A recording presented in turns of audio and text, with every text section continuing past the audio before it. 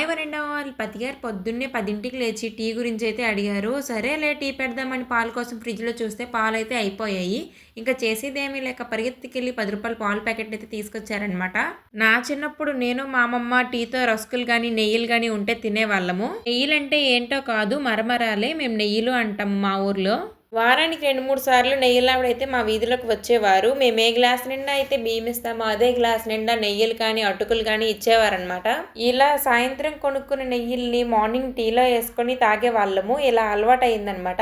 మొన్నెప్పుడో నేను మా ఆయన బజార్‌కి వెళ్ళినప్పుడు మురి మిక్స్చర్ చేయడానికి పనికొస్తుంది కదా అనేసి ఈ మరమరాల ప్యాకెట్ అయితే తీసుకొచ్చాము. ఈ మరమరాల ప్యాకెట్ కొన్నప్పటి నుంచి ఇప్పటి వరకు 1, 2 సార్లు అయితే మురి మిక్స్చర్ చేసుంటామేమో. ప్యాకెట్ ఓపెన్ చేసి ఎక్కువ రోజులు సైడ్‌కి పెట్టేసామంటే ఏదో విధంగా గాలెళ్ళిపోయి నెయ్యిలైతే చప్పగా అయిపోతాయి. అందుకోసం అనేసి నాకు ఈ మెథడ్ అయితే మళ్ళీ గుర్తొచ్చిందనమాట.